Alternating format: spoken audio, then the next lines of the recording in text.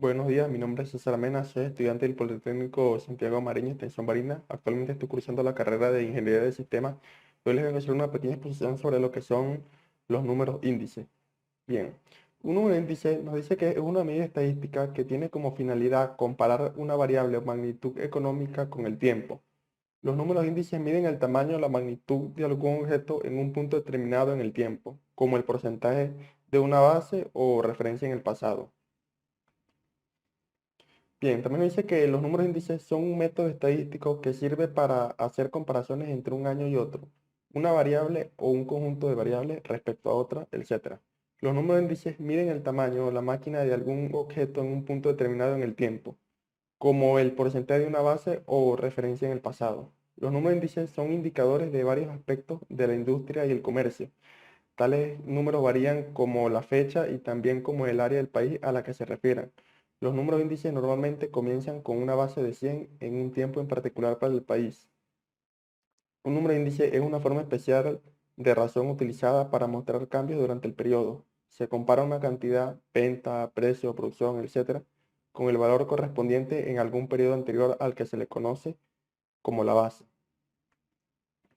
Bien, ¿cuál es su aplicación? Su aplicación es ilimitada. Solo se necesita estudiar una variable, pero el campo donde tienen más utilidad es en la economía, ya que ésta basa su estudio en indicadores económicos, que son números índices. Dichos indicadores condicionan otras ciencias relacionadas, como la administración, las finanzas, la sociología, entre otras. Bien, ¿cuáles son sus ventajas? Un índice muestra el cambio en porcentaje del año base. Si no existiera cambio alguno, el numerador y el denominador serían iguales. Un número índice puede representar cambios en muchas cantidades. También nos dice que un número índice facilita comparar los cambios en diferentes tipos de información. Como los números índices muestran cambios en porcentaje más bien que cambios aritméticos, el tamaño de la información y las unidades de medición no son tan importantes. En cuanto a su uso, bien, los números índices son útiles cuando se quiere comparar variables o magnitudes que están medidas en unidades distintas. Por ejemplo, con los números índices podemos comparar los costes de alimentación o de otros servicios en una ciudad durante un año con los del año anterior, o la producción de arroz en un año en una zona del país con la otra zona. Aunque se usa principalmente en economía e industria, los números índices son aplicables en muchos campos. Bien, en educación, por ejemplo, se puede usar los números índices para comparar la inteligencia relativa de estudiantes en sitios diferentes o en años diferentes.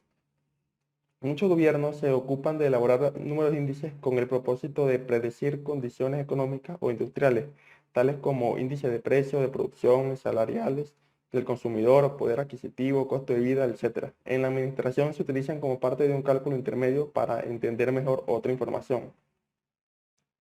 Bien, ahora vamos con lo que es la media agregativa. Consiste en considerar un índice simple de agregados de magnitudes, precios, es decir, se calcula la razón de la media aritmética de los precios del número de artículos en el periodo del tiempo como en el periodo base. Cabe señalar que los índices analizados tienen la ventaja de ser fáciles de aplicar, pero presentan inconvenientes importantes. Es decir, no tienen en cuenta la importancia relativa de cada uno de los diferentes artículos en el conjunto total, puesto que no son ponderados.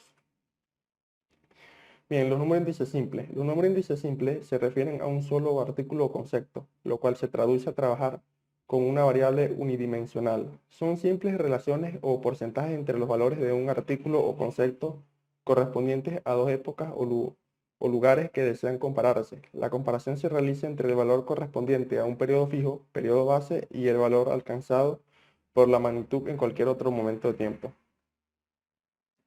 Bien, índices complejos ponderados de producción cuántico. Los números índices cuánticos de producción analizan su evolución en el tiempo, estudiando las variaciones de la producción física de un conjunto de bienes y servicios. El criterio de ponderación es igual que en los índices de precios. Aquí se ha de ponderar el valor neto, valor añadido del bien y no el precio de venta o valor bruto del mismo, puesto que si se hiciera así se contabilizaría una misma cantidad varias veces, tantas como etapas diferentes suponga el proceso de producción. Los sistemas de ponderaciones propuestos tradicionalmente, que son situación real, situación ficticia, los índices complejos ponderados más utilizados son las Perries, Pache y Fisher. El índice de las Asperger es el que más se utiliza tanto para índices de precios como para índices cuánticos. Finalidad de los números índices en el área de ingeniería. Bien, los números índices se encargan de hacer comparaciones en el tiempo, por lo que en realidad son series temporales.